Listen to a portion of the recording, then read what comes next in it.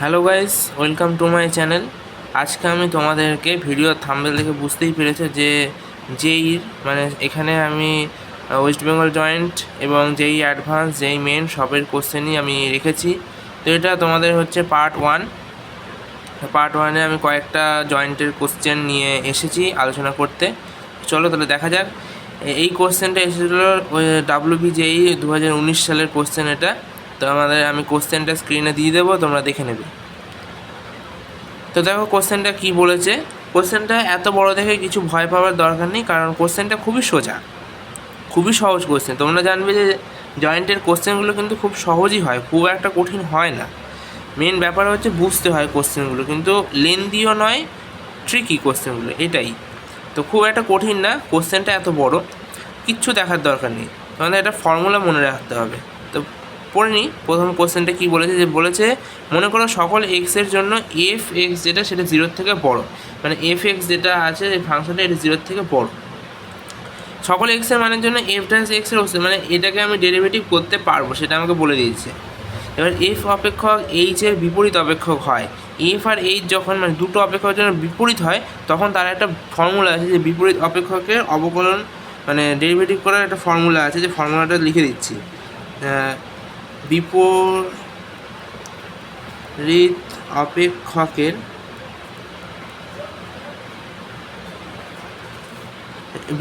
বিপরীত অপেক্ষক হলে কি হয়, F dash x equal to 1/h dash F x. বোঝা গেল?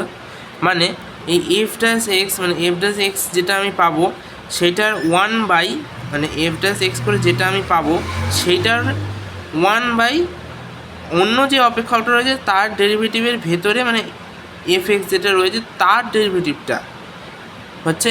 তো ফর্মুলাটা হচ্ছে এইটা, মেন ফর্মুলা হচ্ছে এইটা। এবার ফর্মুলাতে আমি অঙ্কটা বসলে হয়ে যাবে। তো দেখো ফর্মুলা এফ ড্যাশ এক্সের মানটাই আমাকে বার করতে দিয়েছে, চেয়েছে। তো এফ ড্যাশ এক্সের মানটা আমাকে বার করতে হবে, যেহেতু তাই জন্য আমাকে যদি আবার এরকম দিত যে এইচ ড্যাশ এক্স, এখানটা এফ ড্যাশ এক্সের জায়গায় যদি আমি বলে দিত এইচ ড্যাশ এক্স, এরকম যদি এইটার মান যদি বার করতে দিত তাহলে কিন্তু উল্টে যেত। তাহলে এখানটা H dash x equals to 1/f dash H x, এই জিনিসটা তখন হতো কিন্তু, ঠিক আছে। তো আমাকে যেহেতু এফ ড্যাশ এক্সের মান বার করতে দিয়েছে, তাহলে এফ ড্যাশ এক্সের মানটা আমার এটা হচ্ছে ফর্মুলা। তো আমাকে দেখো এইচ ড্যাশ এক্সের মান কিন্তু আমাকে এখানে একটা বলে দিয়েছে, একটা ভ্যালু। তো আমার এখানে লাগবে হচ্ছে এইচ ড্যাশ এফ এক্স লাগবে। তাহলে আমি এক্সের জায়গায় এফ এক্স লিখতে পারি, এই এক্সের জায়গাটাতে আমি এফ এক্স লিখতে পারি। তাই চলো লেখা যাক। তাহলে আমাকে এইচ ড্যাশ এক্সের একটা মান দিয়ে দিয়েছে, যেটা 1/1 প্লাস লগ এক্স দিয়ে দিয়েছে মানটা। এবারে এইচ ড্যাশ এক্সের জায়গায় এক্সের জায়গায় আমি এফ এক্স লিখে দিতে পারি। আমি যখনই এখানে এক্সের জায়গায় এফ এক্স লিখবো, তখনই আমার এই দিকেও এক্সের জায়গায় এফ এক্স লিখতে হবে, মানে লগ এই এফ এক্স লিখতে হবে, তাই তো। এই যে তোমরা নর্মাল যখন ডেরিভেটিভ করো, যে এফ ড্যাশ ধরো এফ ড্যাশ এক্সের মান ধরো 2 + 3x, তাই তো। ধরো এটা একটা আমি জাস্ট করে দেখাচ্ছি।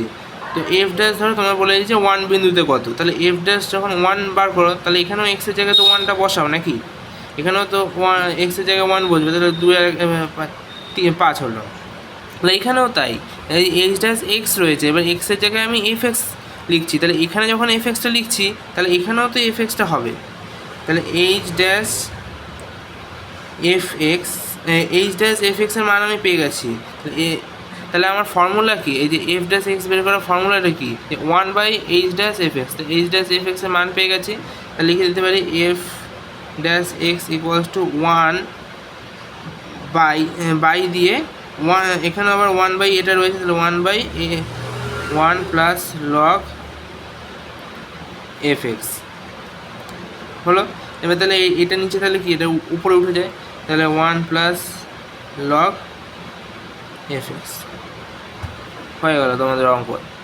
তো এটা অপশান এ আছে, তোমরা কোশ্চেনটা আমি স্ক্রিনে দিয়ে দেবো, তোমরা দেখে নেবে যে অপশান এতে এটা রয়েছে। এই দেখো খুবই ছোটো অঙ্ক, কিন্তু এই মেন হচ্ছে এই ফর্মুলাটা মনে রাখলেই ব্যাস তোমাদের অঙ্ক হয়ে গেল। তো চলো তাহলে এবার পরের অঙ্কে যাওয়া যাক।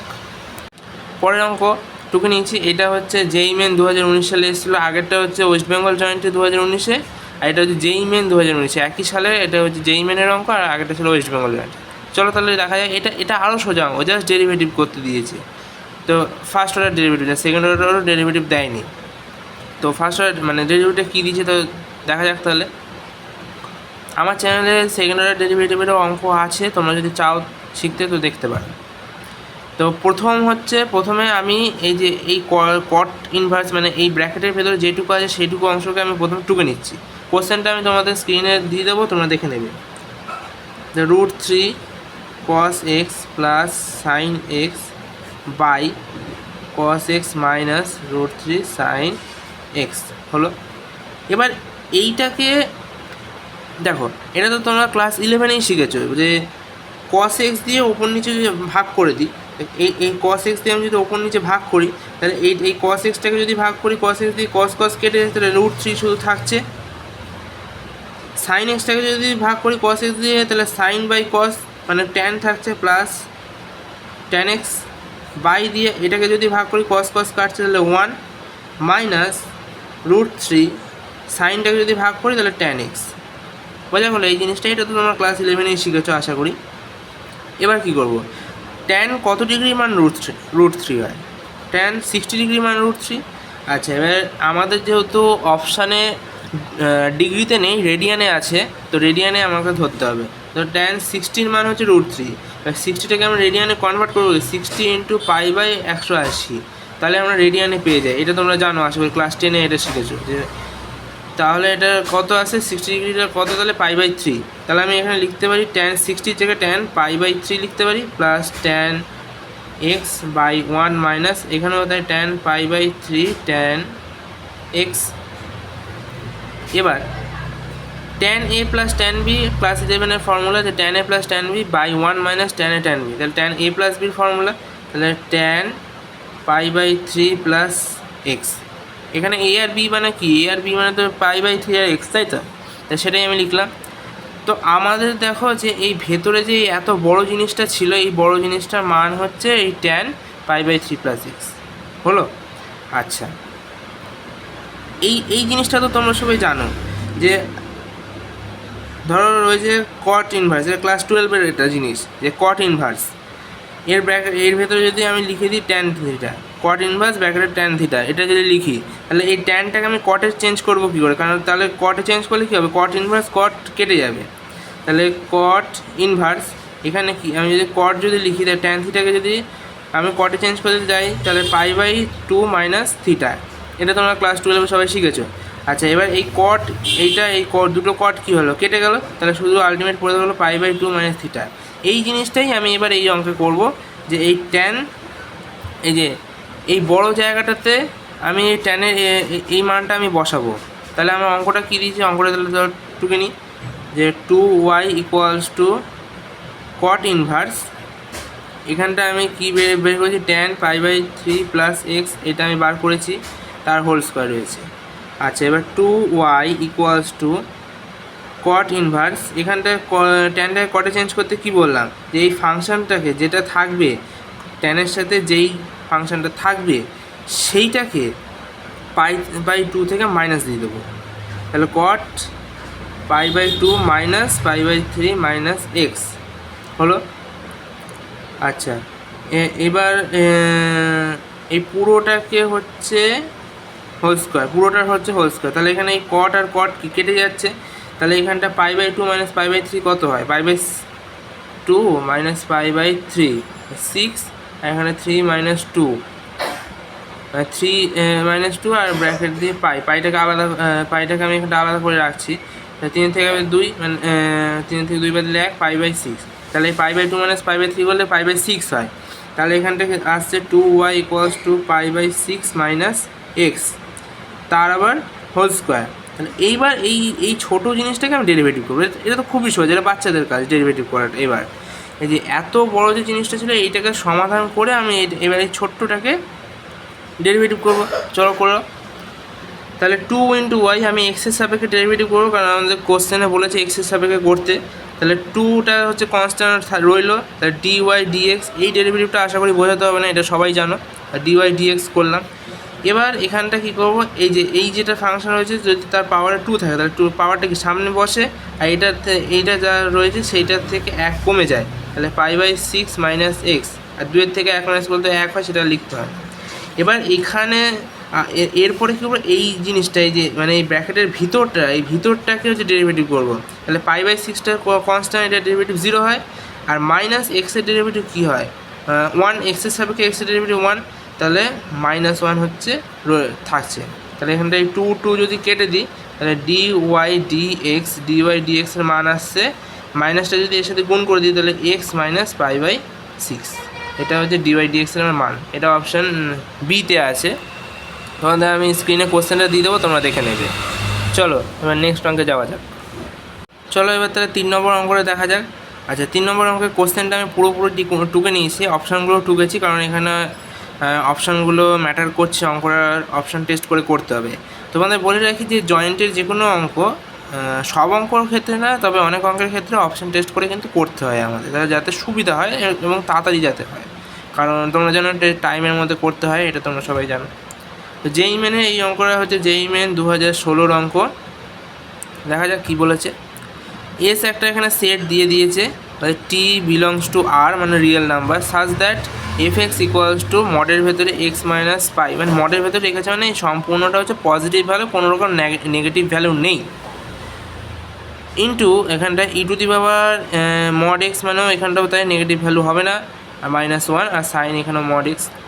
এবার বলেছে যে এখানটা তাহলে কি হবে, মানে সেটটা কী হবে, মানে 0, মানে ব্যাপারটা হচ্ছে এখানটা বোঝাতে চেয়েছে যে এক্সের জায়গায় আমি 0 বসালে অন্তকলন হবে, নাকি এখানটা পাই বসাতে হবে, নাকি 0 পাই দুটোই বসাতে হবে, নাকি ফাই, মানে কোনো সেটই এখানটা নেই, কোনটা হবে।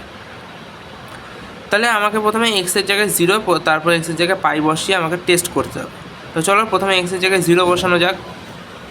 তো এক্স জায়গায় যদি আমি 0 বসাই তাহলে আমার এখানে এক্সের জায়গায় 0 মানে 0 - π, তো আমার যেহেতু এখানে মড দেওয়া রয়েছে তাহলে -π হবে না, পাই হবে, যাই হোক সেটা পরের বিষয়। আমি তারপর এবার বসাই এক্সের জায়গায় এখানে 0 বসিয়ে দিই, -1 আর সাইন 0। আচ্ছা, সাইন 0 ডিগ্রি মান কত হয়, 0 হয়, আর 0-র সাথে পুরোটা গুণে থাকলে কি 0 হয়ে গেল, তাহলে f(0) = 0।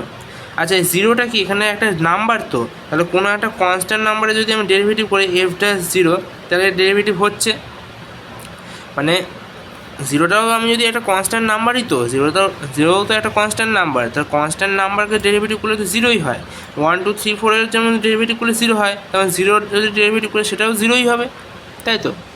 তাহলে আমার চেয়েছে যে অন্তকলনযোগ্য নয়, অন্তকলনযোগ্য নয় এরকম সেটটা বানাতে হবে। তাহলে 0 যদি বসাই তাহলে অন্তকলনযোগ্য হচ্ছে, তাহলে অপশান বি হচ্ছে না, অপশান বি কাটা। তাহলে এবার পাই বসিয়ে দেখা যাক। তাহলে আমি x ইকুয়াল এবার পাই বসাচ্ছি, তো f পাই ইকুয়াল, এখানটা যদি এক্সের জায়গায় পাই বসিয়ে দিই তাহলে পাই - পাই, এর পাই কেটে গেলে কত হয়, তোমার ওই 0ই হচ্ছে। আচ্ছা, e⁻π -1 আর সাইন পাই, এই সাইন পাই এর মানও কিন্তু 0, পাই মানে কত 180 ডিগ্রি, তো তাহলে সাইন 180 ডিগ্রি মান কত 180। তোমরা এটা ক্লাস 11-এ পড়েছো যে প্লাস বা -0-এর সাথে যাই করো না কেন, তো 90 × 2, তাহলে যুগ্ম সংখ্যা যোগ, তাহলে এটা হচ্ছে কোয়াড্রেন্ট যদি ধরি তাহলে first, second, third, fourth, first quadrant, second quadrant, third quadrant, fourth quadrant. তাহলে এবার সাইন 90 × 2 মানে কত, সাইন 90 ডিগ্রি, আবার 90 ডিগ্রি, তাহলে এই যে এই কোণে সেকেন্ড কোয়াড্রেন্টে পড়ছে, তো সেকেন্ড কোয়াড্রেন্টে সাইন কি পজিটিভ মান দেয়।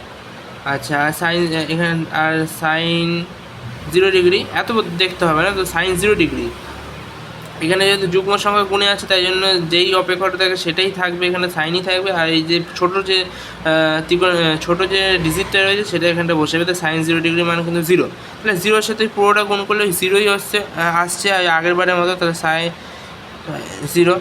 তাহলে এবার f' পাই যদি করি, মানে এই 0 যদি আমি ডেরিভেটিভ করি তো 0ই হয়, 0টাও তো কনস্ট্যান্ট নাম্বার, তো 0 ডেরিভেটিভ 0 হয়, তাহলে f' পাইতেও কিন্তু আমার অন্তকলনযোগ্য হচ্ছে। এই যে তাহলে অপশান সিও হচ্ছে না, কারণ পাইতে অন্তকলনযোগ্য, এখানে অন্তকলনযোগ্য নয় কোনটাতে সেটা, তাহলে আর এখানেও তো 0 পাই, এখানেও অন্তকলনযোগ্য হবে। তাহলে আমার আলটিমেট এই অপশান এই পড়ে থাকছে, কারণ 5 মানে এখানে নাল সেট, কোনো সেটই নেই তাহলে এটা হচ্ছে এই এস নাম্বার যে এস নামক যে সেটটা সেটা একটা নাল সেট। বোঝা গেল অঙ্কটা? খুবই সোজা, ছোটো ছোটো অঙ্ক। চলো তাহলে এবার পরের অঙ্কে যাওয়া যাক। চলো এবার তাহলে পরের অঙ্কটা দেখা যাক। এটাই আজকের ভিডিওর লাস্ট অঙ্ক। এরপরে আবার পার্ট 2 নিয়ে আসবো, তখন আরও অঙ্ক নিয়ে আসবো। আপাতত এটাই লাস্ট অঙ্ক আজকে। তো দেখো কোশ্চেনটা তোমাদের স্ক্রিনে উঠছে। কোশ্চেনটা বলেছে মাইনাস ইনফিনিটি থেকে প্লাস ইনফিনিটি এর মধ্যে বলেছে এফ এক্সের একটি এফ এক্স হচ্ছে একটা অন্তকলনযোগ্য একটা অপেক্ষক, যেটা হচ্ছে অন্তকলনযোগ্য অযুগ্ম অপেক্ষক। এটা একটা অযুগ্ম অপেক্ষক। তাহলে বলেছে এফ ড্যাশ 3 এর মান যদি 2 হয় তাহলে এফ ড্যাশ মাইনাস 3 মান কত। তো তোমাদের বলে রাখি এফ ড্যাশ মাইনাস 3 মানও 2ই হবে, কারণ এফ ড্যাশ 3 আর এফ ড্যাশ মাইনাস 3 দুটোরই মান কি সেম হয়। আচ্ছা, তোমাদের এটা হচ্ছে ওয়েস্ট বেঙ্গল জয়েন্টে 2016 সালে এসেছিল, WBJE 16 সাল। ঠিক আছে, এই অঙ্কটা ওয়েস্ট বেঙ্গল জয়েন্টে 2016 সালে। আচ্ছা, তো এই তো তোমাদের অ্যান্সারটা তো বলে দিলাম যে একই হবে, মানে এফ ড্যাশ 3 যেটা আর এফ ড্যাশ মাইনাস 3 দুটোরই মান 2ই হবে, তার মানে অপশান সি হবে। তো এটা আমি তোমাকে প্রমাণ করে দেখাচ্ছি যে দুটোর মান যে সমান হয় সেটা প্রমাণটা।